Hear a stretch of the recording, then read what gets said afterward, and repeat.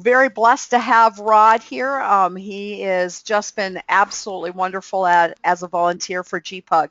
And so what I love about Rod is he brings in some of the quirky topics that are a little more difficult for us to find subject matter experts. And to be honest, I count on Rod a lot, don't I, Rod? You do. Thank you, Kim. So I thank you for that. Well, let's learn about some new workflows. You can go ahead and take it away. Awesome. Well, thank you very much. I got to be honest, I always have a hard time following Kim in a conversation like this because I always feel like, that first Batman movie, everybody was so excited and then it just kind of fell flat. So hopefully I can live up to some of that. Good afternoon, everyone, or morning, depending where you are.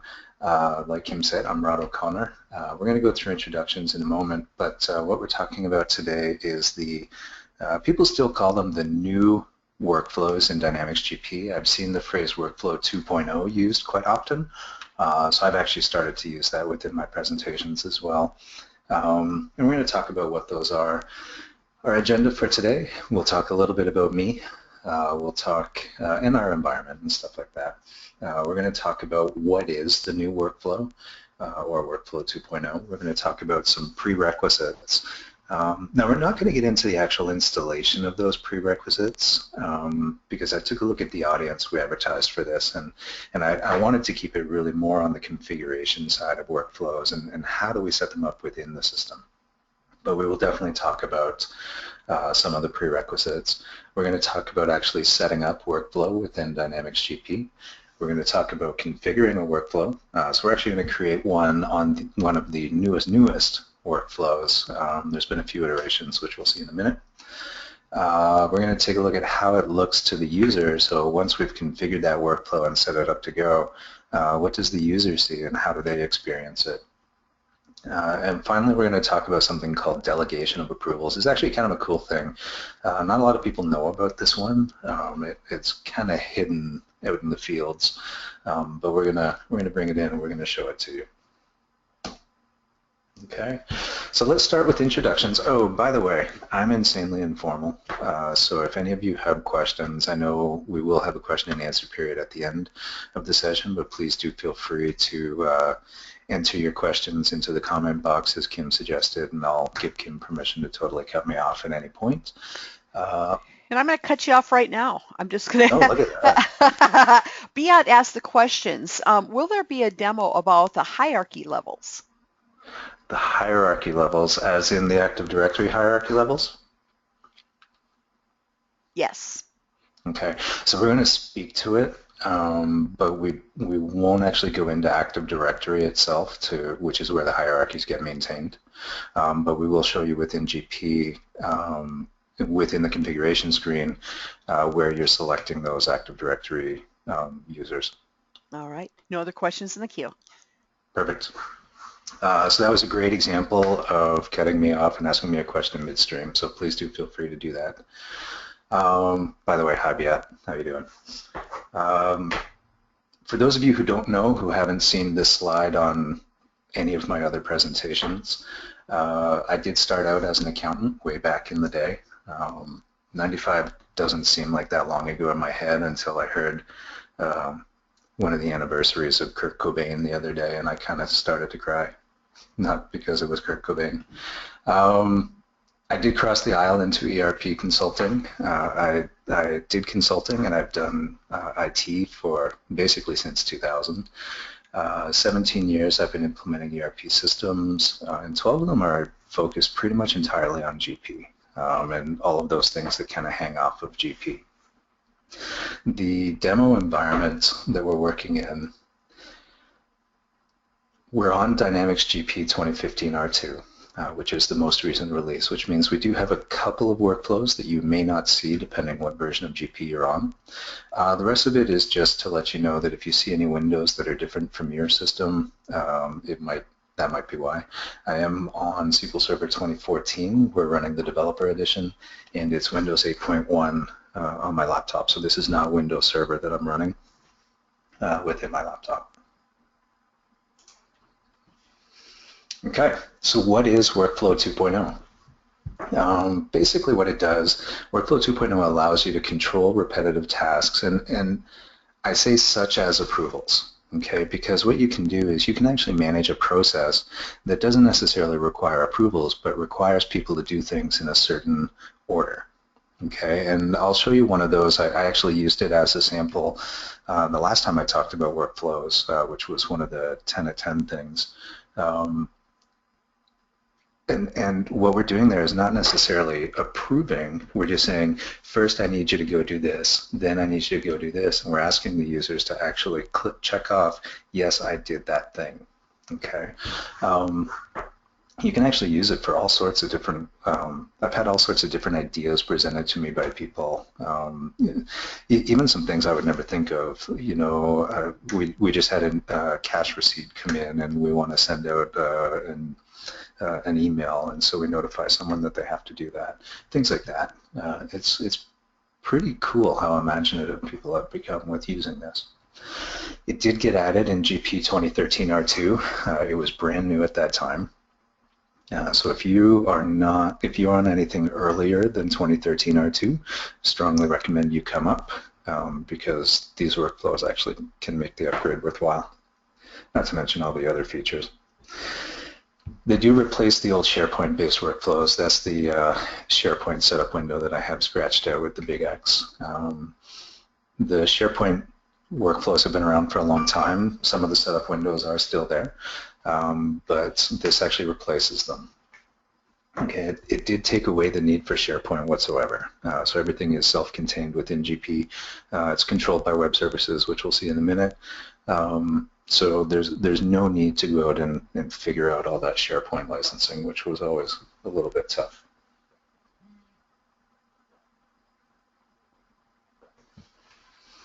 Sorry, it does work within the web client. So if you are running the Dynamics GP web client, which was also introduced around 2013 R2, you can use these workflows within it. And as a matter of fact, the approval process doesn't necessarily rely on your approvers to be within GP. What you're going to see in a few minutes is you can actually approve directly from an email or reject. I always talk about approving, but you can reject as well directly from your email. It's out of the box, which is kind of cool. So there's no extra fee, there's no hidden cost, there's nothing like that. It's just one of those other great features that GP ships with. And as Beat pointed out earlier, it does tie to Active Directory when you're talking about roles and process participants. Okay, so the workflows are basically based on types, and so within each type of workflow, you set up a workflow process. Now in 2013 R2, they introduced the first four, which you can see over here on the left. I pointed at that like you could see it. Let me use my mouse.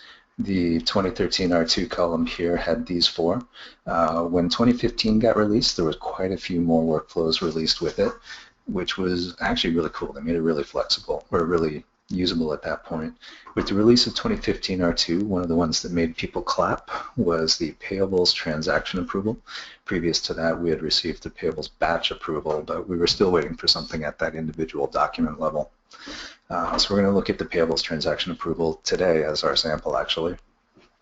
And then within administration, they've added the Smart List Designer View approval as well. So by version of GP, these are what you would see, and obviously anything earlier than 2013 R2, they just weren't there. Okay, so a couple of prerequisites, if you will, before we actually configure workflow. There's the Dynamics GP web services. Traditionally, people know them as running the web client. They're actually used within the workflow management system as well. Now, I didn't want to get too much into the installation process for web services, but there's Azure Curve has a great blog post right here, which I have the link to in my deck, and you will get the deck at the end of this session, or it will be available through GPUG. And this particular post here is really well done, and it goes through step by step how to go through the process of installing the web services runtime, and then we'll talk about configuration later. So the web services themselves do have to be set up. They are required. Oops, that's me. Okay, a couple of the things that I do just kind of as a, I guess, my own personal best practice. I do set up a Workflow Active Directory user as a from account. We've all done it for SQL Server for years. So I just set up a separate workflow user ID within Active Directory. That's the from account. And then I do set up usually Active Directory groups for the notification recipients. I don't like to use individual users if I can avoid it within the workflow, so we'll usually set up for each role an Active Directory account.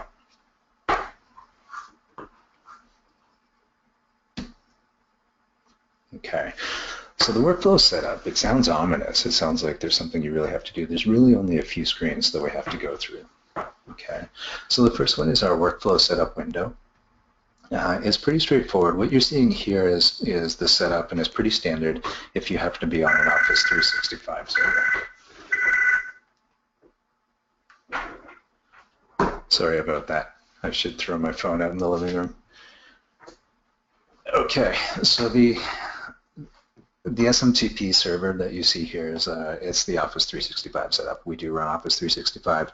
If you aren't sure about this information, you can totally get it from your IT department for your own SMTP server name. And the basic authentication is where I would add that workflow user ID through Active Directory. Okay. The big one here that a lot of people miss, or they're not sure what it is the enable email actions. What that actually does is allow for, remember when I said I could approve or reject from an email? That's what that does. And again, I'm pointing at it. I gotta learn to use my mouse. The server name field that it's looking for is actually the server name where you set up the web services. It doesn't necessarily have to be the same server where your SQL server is set up. And what I would suggest is that you pay a lot of attention to, when you do the web services, pay attention to your deployment model based on whether or not you're using the web client. Okay, the one thing that I do say with the path over here, make sure that you don't get tricked into going to the workflow for SharePoint. It is still there. So when I'm within Dynamics GP and I'm on my administration landing page, the very first one you see is actually workflow for SharePoint. You have to scroll down a little bit. Under System, you've got Setup. Sorry, under Setup, under System, you will find Workflow Setup right here. Okay, it's about halfway down. A couple of buttons that you do want to play with. Test your email action will confirm whether or not your web service is configured correctly. And obviously send test email will just make sure that you've configured all your SMTP settings correctly.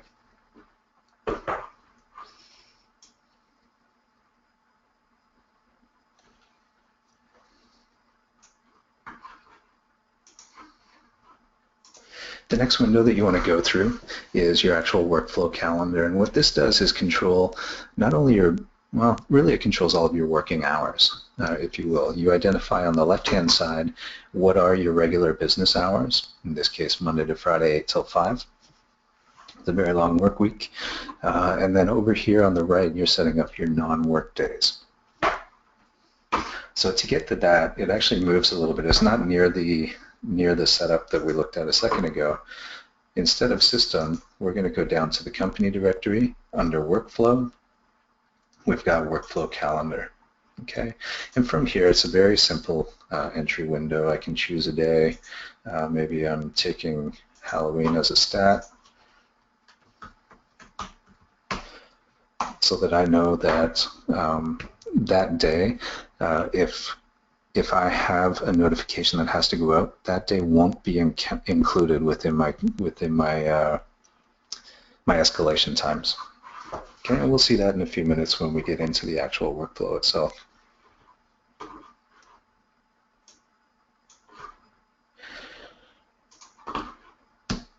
The other setup that I like to point out usually at this point is the email message setup. Now, a lot of folks just use the out-of-the-box email message, and that's totally fine. But I do think it's important to go through and actually review what these things do, what they say. You may want to customize them a little bit.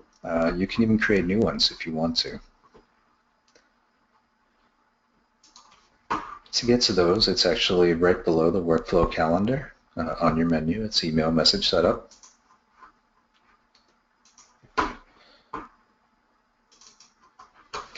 Now this is the action completed. So when I'm notifying my users that something got done, it got approved, it got rejected, it got reassigned to someone else, it actually, this email is the one that gets used. Now to modify it at all, it's really just a matter of going through here. I could say approval time, for example.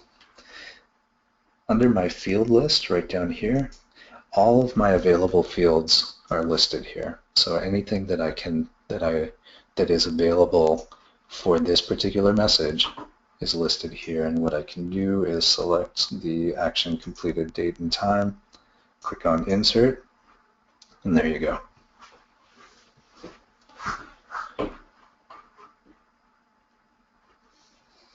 Okay, once I save that, it becomes part of my final email, and whoever receives that email going forward will have those changes included.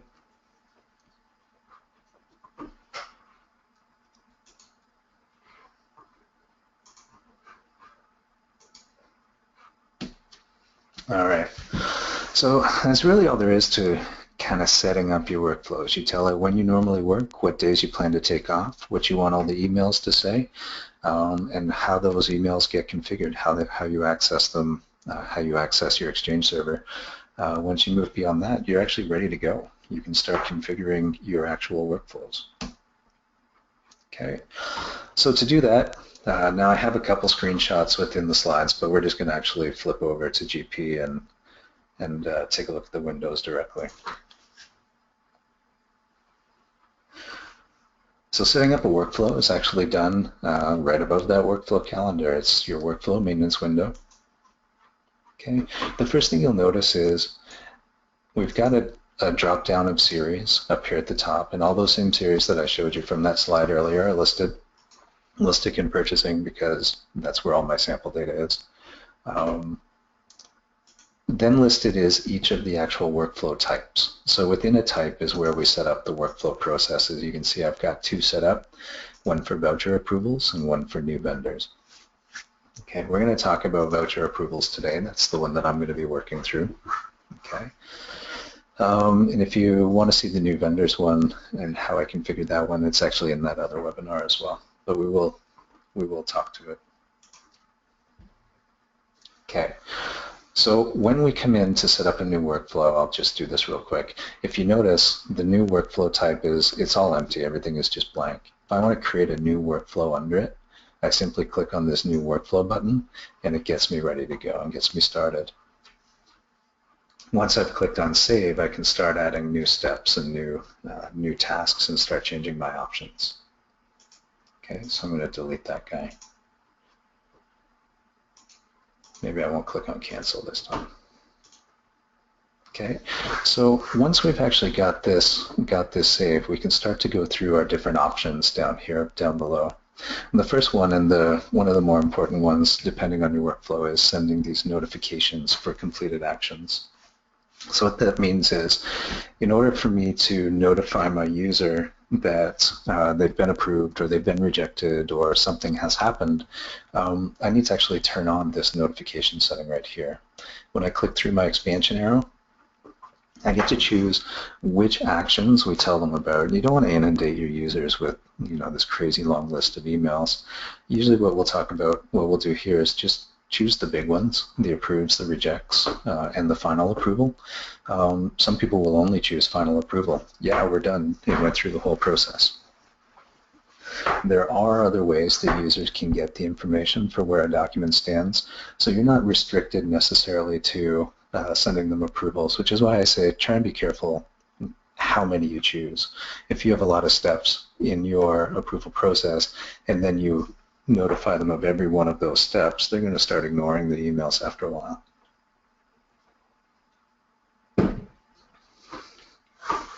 When I click on any one of these checkboxes, a recall, for example, I can choose which email message I want to choose, which email message type I want to use. And if you notice up here, I've got the different message types, the series, and the document types. And that was all set back on that email window that I showed you earlier. Okay, when I create a new email, I describe what is the message type, what series it is, and what document type is it associated with.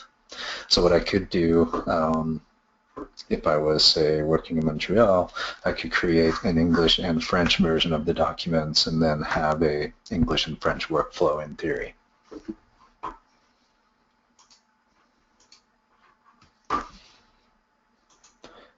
If I choose all here, you can see everything gets listed, all of the different ones that are currently set up.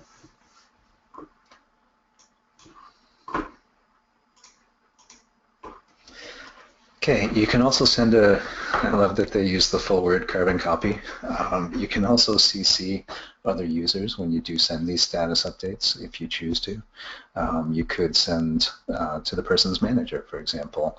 So when it gets approved, yep, that's where I was, I can actually take a look and say, okay, within the hierarchy, I can choose from either the, well, we'll say from the workflow originator, I can choose their direct manager.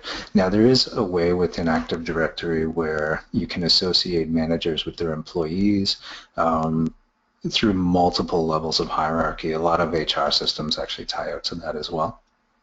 So this is assuming that you've actually taken advantage of those features within Active Directory and you've set up who is Jim's direct manager.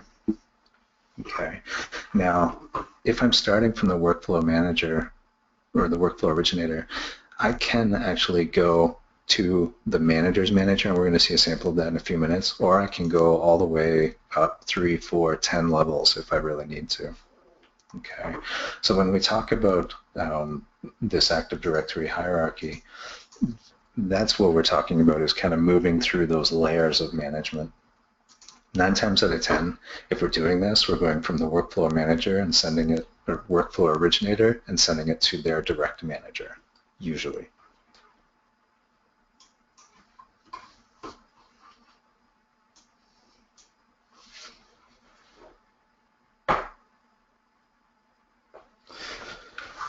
Okay, let's get back to our options. So the next one is allow approver to delegate tasks. We're going to talk about delegation in a couple minutes, but this is actually something a little bit different.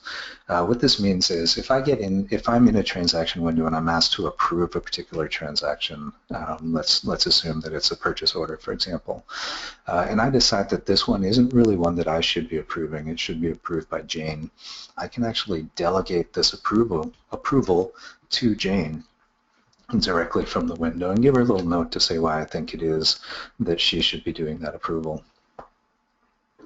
Okay.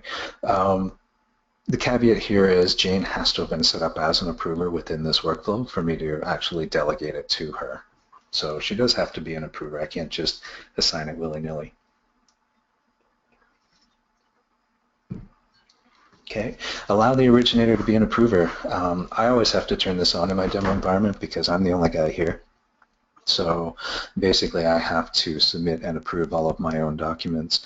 In a larger environment though, you may want to say, you know, if Jim the manager submits something and he's normally the first approver for this document type, he can't approve that. So he has to actually submit and someone else will have to approve it. Always require at least one approver. Basically what that means is if I make all of my approval steps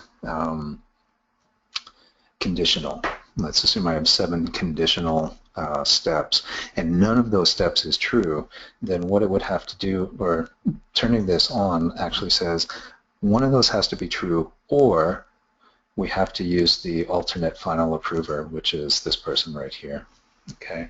Now the alternate final approver actually gets used in three situations. The first is if always require is turned on, but none of the conditions get met. That's the one that we just talked about.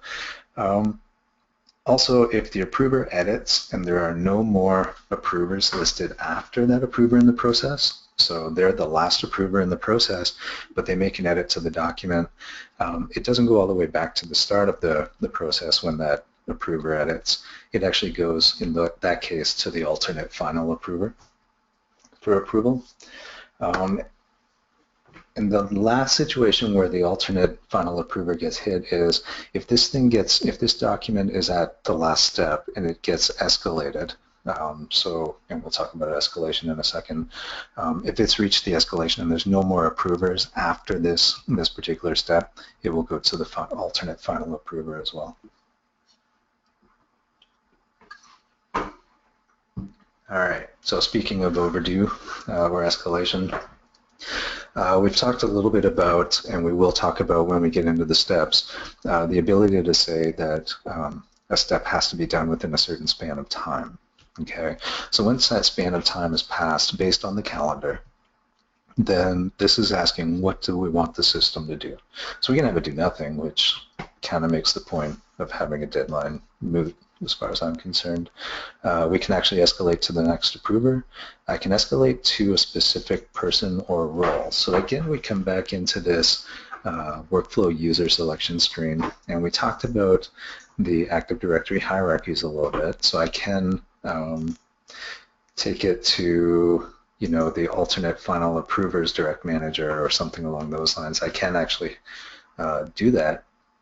But I've also got the concept of workflow roles, okay?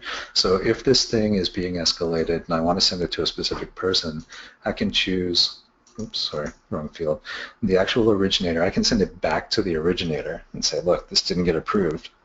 Or I can send it to the workflow manager or to that alternate final approver again. Okay, so the workflow manager, just so everyone knows, if I go to my actual workflow type, right down here is this managers field, and simply clicking on this lookup allows me to assign some actual workflow managers. The workflow manager is just kind of that final owner of the process, so that if anything does go crazy, they can get in here and actually, release documents or things like that.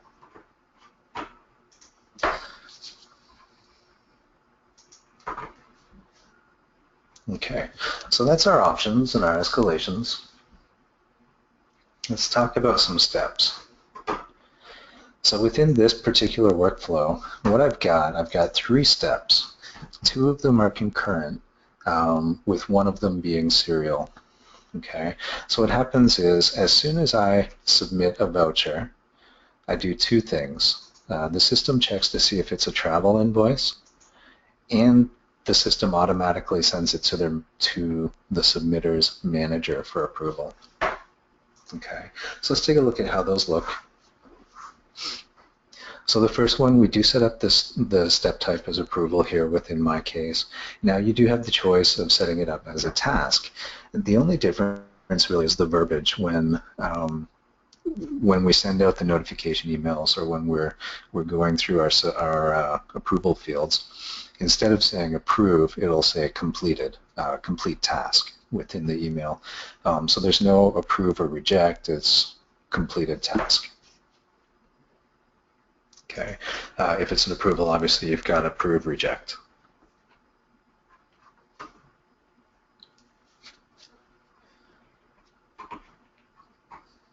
Okay, so the order, I talked originally about concurrent versus serial. So I've got 2 things that happen at the same time, which means they're both a first step.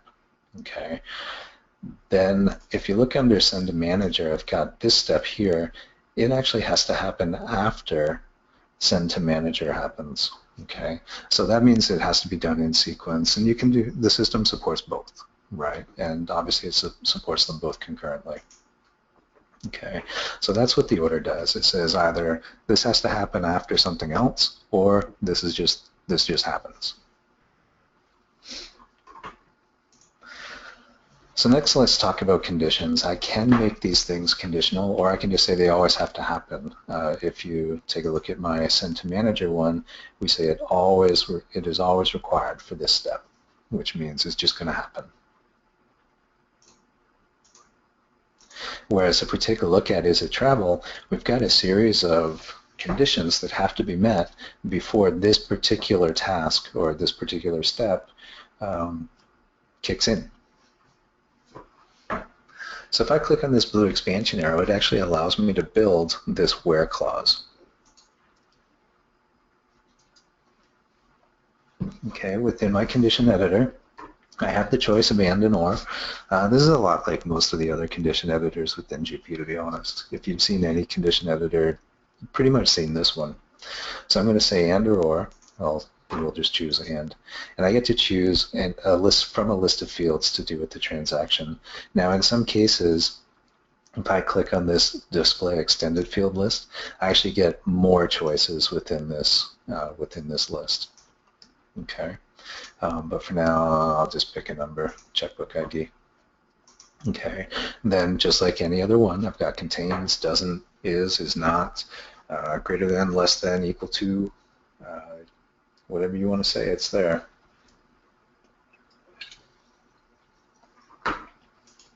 And then, of course, we have the ability to enter an actual value that we're measuring against. In this case, let me edit this. In this case, because this document type is a drop-down list within the system, they've actually populated that for us, and I can just drop down. Whereas when I wanted to choose the account, I had to actually type in the account, in this case, index. Okay. Now, when I select either one of these criteria, I can either delete it with this big old red X, or I can edit it by clicking on my little pencil and pad and give it a change. I can also compare to other field values, just so you know. So if I wanted to say my document amount is not equal to my current transaction amount, something along those lines, I could put that in as a criteria.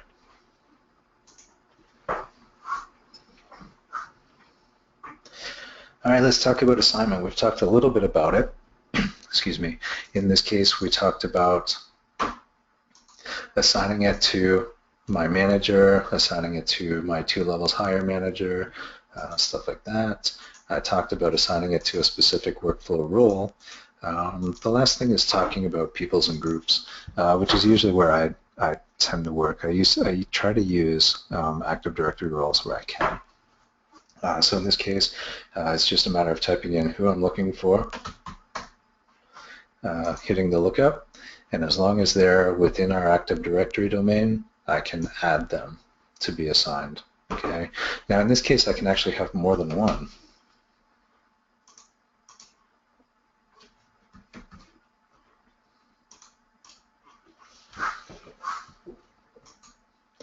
Okay, so that when it shows up down here, it's showing more than one. Now what that affects when I have more than one user is this completion policy right here.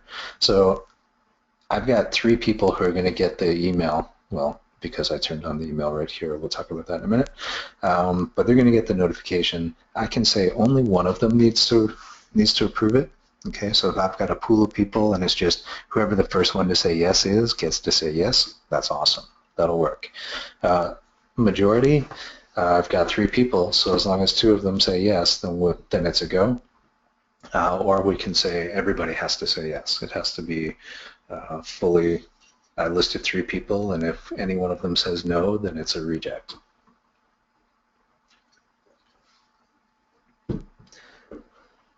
We've also got our time limit. Let me set that back to me.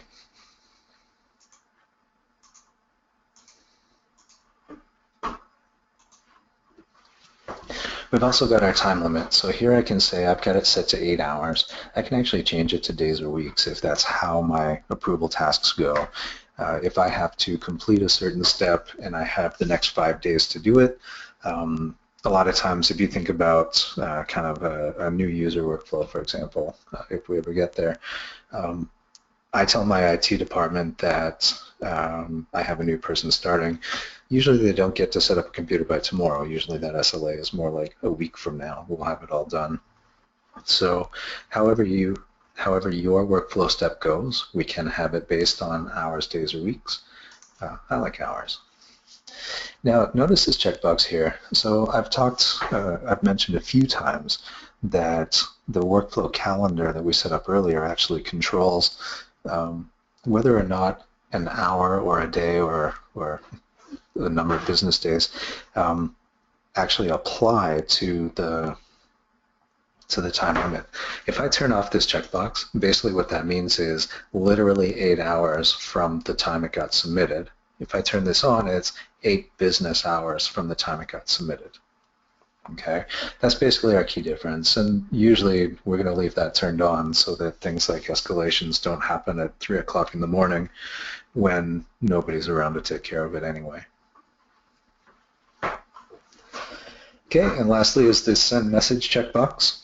So do we want to actually send out a notification to our approver that they have to do something? And you won't always send out that notification. You'll see in a minute, we've got some navigation lists where users can go. And if your users are controlling their process through those navigation windows, they may not ever need an actual notification. Certainly if they're getting a lot of these things, they'll end up ignoring it anyway. But do turn it on if it's appropriate for you, and again, it's just a matter of selecting which particular message do I want to send out.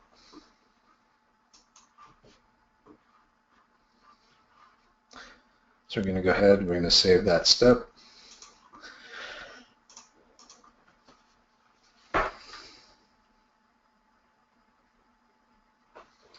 All right, so the last thing you do with your workflow once it's all up and happy, you're going to make sure that you come back here and check on this active box. By default, when I start a new workflow, it's not flagged as active. You don't want it to be. But once I do click on active, from that moment forward, users within that particular transaction type or approval type, workflow type, from that point forward, they'll have to submit. All right, so just so you know, I was making it up, we do have those windows that we reviewed all listed right here within the deck that you'll be getting. It doesn't go into the individual fields, but the video is usually sitting right beside the deck. So let's go through and take a look at that particular payables transaction document type.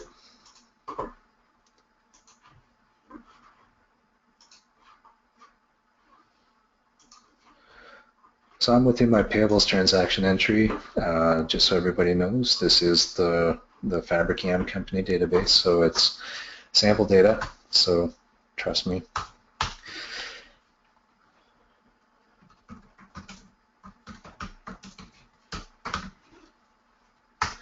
So here we are, we're going to create it. Now it does have to be part of a batch, this transaction, in order for us to submit it for approval.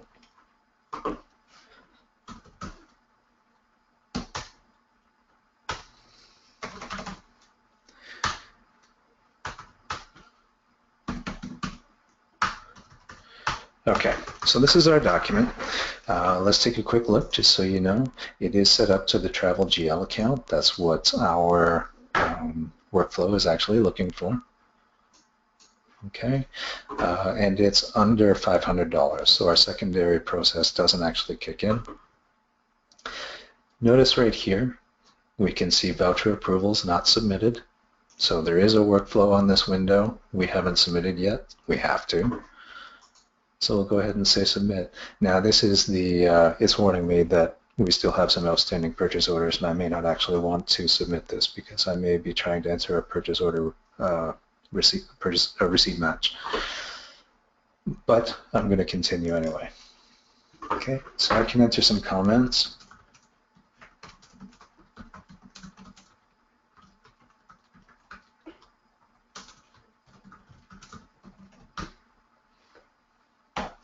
All right, so I want to head to Reimagine next month. Well, geez, not next month now, it's in 2 weeks.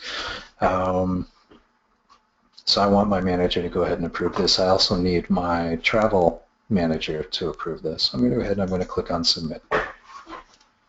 So it goes off, it checks all of its rules, it submits it, and it sends whatever emails need to be sent.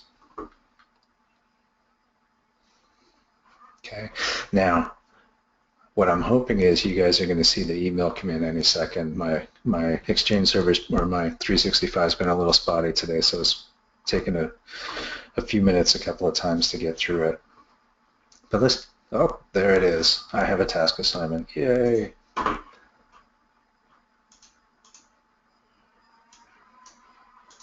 All right, so here's what the email looks like as far as the task assignment goes, okay?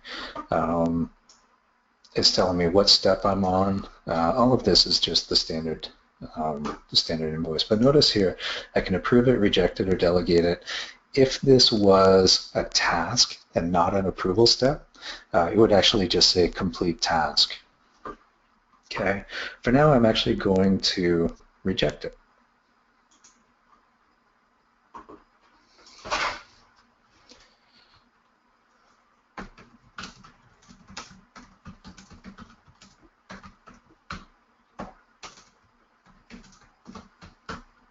Okay, so we're going to send a note back to the user and we're going to reject this. Okay, and it's going to tell me, okay, now notice I didn't have to go into GP for that rejection at all. Your approvers don't have to be in the system as long as you've set up your web services correctly. Now I have another email that's telling me that I rejected myself, and it tells me why.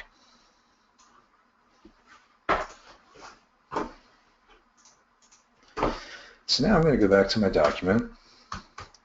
I want to take a quick look up here at this View History button. This is another workflow button.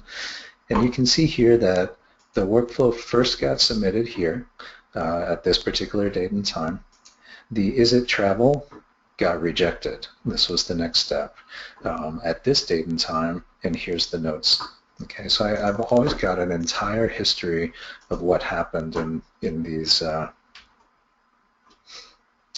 workflows.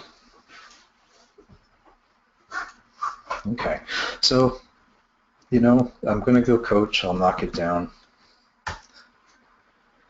We'll resubmit.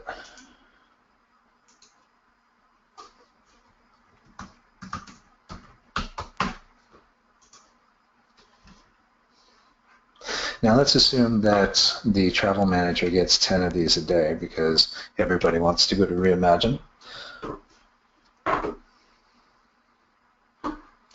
Where they can actually go, if I'm under my purchasing here in my navigation pane, I've actually got a payables transactions navigation list.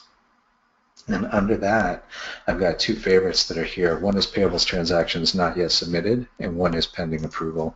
So if I'm the kind of guy who has to approve these on a regular basis, I might just make it part of my work queue to come in here every couple of days or every couple hours just to approve. Because what I can do at this point is actually do kind of a bulk approval.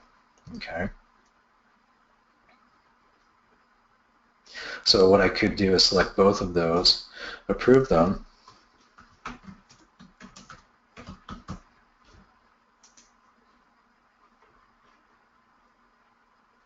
and out they go, so that I don't have to go individually document by document and do my approvals or my rejections or whatever it is.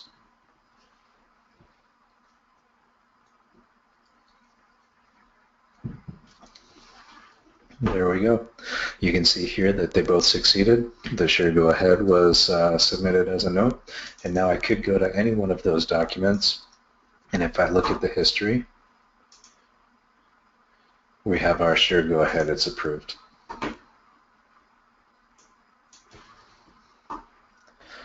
You can see here up above, I also got my email. Yes, that, oh, that was the rejected one that we already talked about. Here it is, now it's been approved. Sure go ahead is the note. Everything's cool.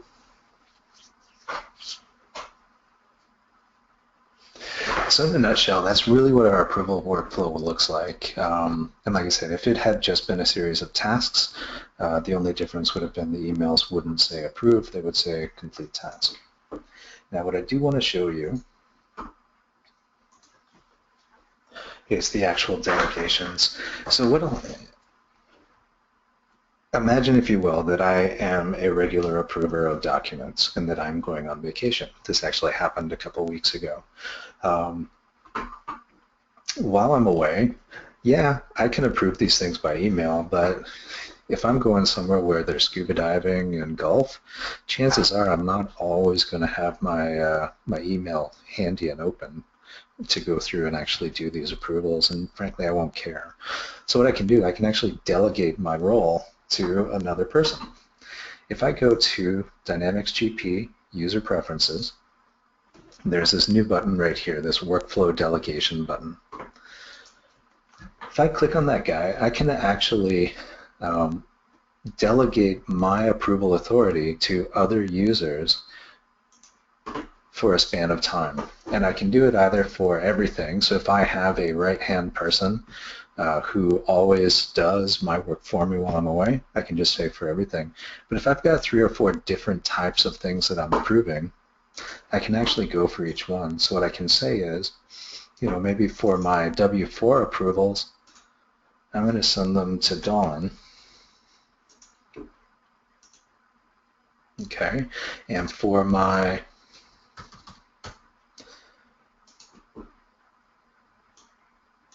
payables transaction, I'm actually going to send that to Carrie Ann for the same span of time. So now what happens is any workflow task that would normally get assigned to me during the dates that I specify here will now go to these users as I've identified. So once I click on OK, it goes ahead and saves them.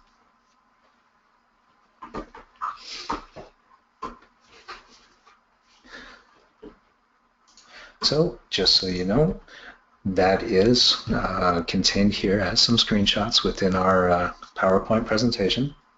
And it does bring us to the point in time where I generally open up the floor for a few more questions. That would mean me taking myself off mute. All right, we've got another follow-up here from Beat. It says, how would you manage different department managers? So one user has 2 department managers? Is that what we're asking? Well, let me see if I can get Beat. Hold on here. Sure. See if I can get him off of mute. Hold on for 1 second. All right, Beat, I took you off mute. Do you want to clarify? Thank you, Kim. Hi, Rod. Hey. Now, actually, my question was more, I have to deal with the fact that in the workflow I'm trying to set up, for example, I wouldn't use the case or the example of the vouchers or the purchases or whatever. Mm-hmm. It would be rather in the expense reports for project accounting or the timesheets. But let's say someone has, how can I set up a workflow? Do I need to set up a workflow for every department to do the routing, the proper routing, or would one workflow fit every situation if in Active Directory the hierarchy is set up properly? If the hierarchy is set up properly and the user, if that user's timesheet should always go to his or her manager directly, then yeah, you would control that through your Active Directory hierarchies. And then within that setup window where we're saying, sorry, that's the wrong setup window.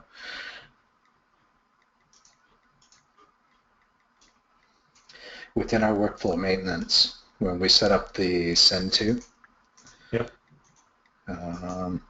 so when we have the assign to here, sorry, and I choose my hierarchy, it's just a matter of now saying whoever submits it, they're the originator, that's always the case, it's going to take their current Active Directory account and we're going to say send it to their direct manager. So that's where it reads out to our Active Directory and says, well, who is this person's direct manager? Okay. And if you have a layer of management in between, so you maybe have project managers who manage a team, but you want the actual department head to approve, then that's where it becomes the skip level manager or go up a certain number. Okay, I see. So you only would have to create a different workflow if you would have different approval levels to skip. Exactly. Yeah. Okay. So what I've done here with this one, it's kind of similar to what you're saying. For all of my travel, I have to send everything to, I'm going to start using names other than Rod. For all of my travel, it has to go to Jim. So it's actually looking at the GL account and kind of controlling that. And then this one is always send it to the person's manager.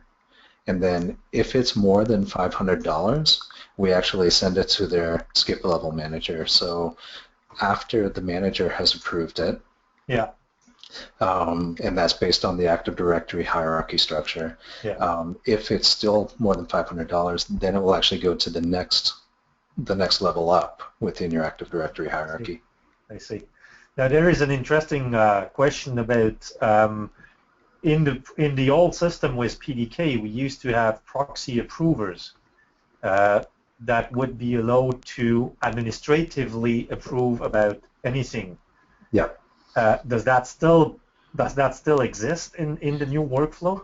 That's these guys here, the workflow type managers. Okay, so we could put multiple users here at this place who would then be so-called administrator proxy approvers. I haven't tried it with multiple. Yeah. The window allows me to do it. I haven't actually tried that. Try that, yeah. These managers they're the process owners, really. Okay. So, that makes sense, yeah. But if I would have different proxy approvers, would that mean I would have to set up one workflow for the different groups of users that have a different proxy or administrative approver? That's an awesome question, Beat. I'm going to have to get back to you on it. I honestly haven't had that situation yet. Yeah, that's all situations we need to look at to get out of the current PDK system up to the workflow system. Right.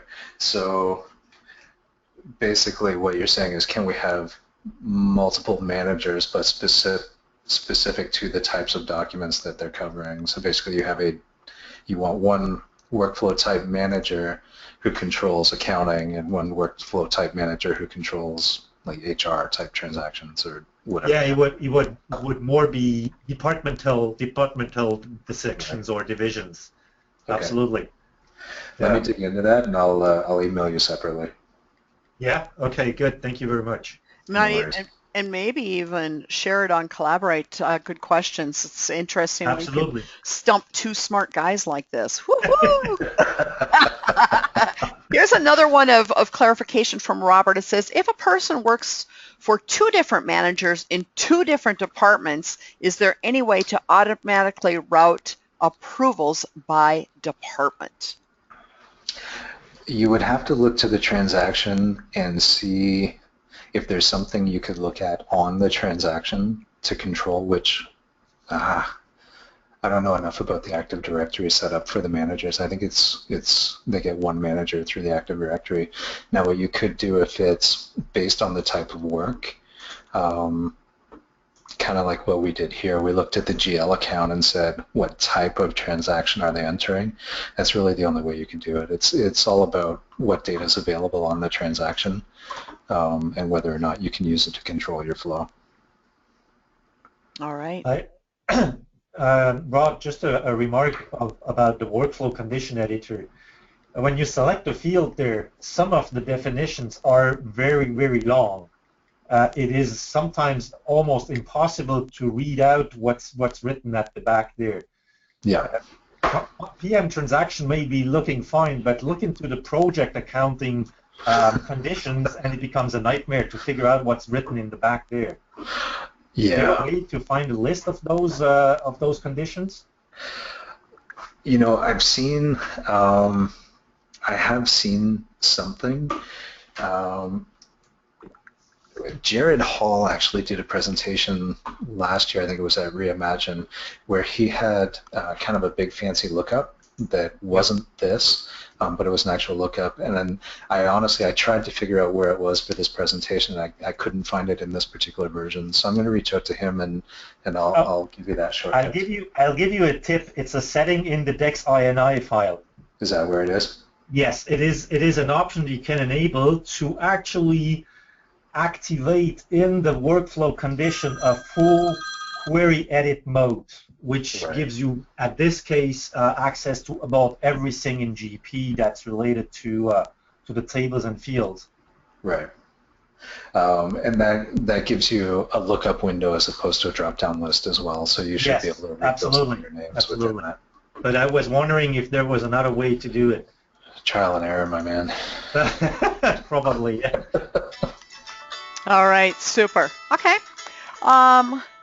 Let me see, Beat, did you get this question? I'm sorry, my message went on. Rod and I are having phone problems today. Beat, did you get this answered? Would you have to create a workflow for every department or different approvers? Yeah. Okay. All right. Here is another one from Nikolai. It says, does the email approval or rejection work when non-Outlook, using non-Outlook email, such as Google Mail? Yeah, I did one through my Gmail earlier because my Outlook was going so slow. Okay. So it's as long as you can access the web server from where you are. Excellent. The web services. All right. Jan asked the questions, what if one person has multiple approvers? One person? Yes. So again, it kind of comes back to being able to look at the transaction and find what that approval, what that identifier is. The person itself won't always be the best choice. I'm assuming they have multiple approvers based on either a particular project or a particular type of expense or something along those lines, the type of time that they're spending, depending where you are. You may need to rethink having it be user-based and think, can we do it based on something else? We talked a lot about hierarchy as it relates to Active Directory, but that's by no means the only way these approvals can be done. We can drive approvals based on anything about the transaction. Awesome. Okay. And then Jen just added, would it be based on department used on the GL account? You could, if that is what makes sense to you, and you may actually end up finding out that you have to use that DexINI setting that Beat was just talking about. Yeah. If the particular segment isn't available within your transaction, you can sometimes add other stuff to these queries using that setting that Beat was talking about. That's definitely, I think that's more like a 301 topic or something. Yep. I'd have to phone Jared on that. Yeah. But you could do it. So basically, it's like anything else with computers. If it's a logical question that can be answered, you can drive your process based on it. But if it has to be something like what color shirt Jane wore to work today, you may want to look at some of the other systems out there. Excellent. All right. Well, no other questions. Woot woot. So excellent. That's great, and thank you so much. I really appreciate it. And Beat, thank you for being on. You always add some great information.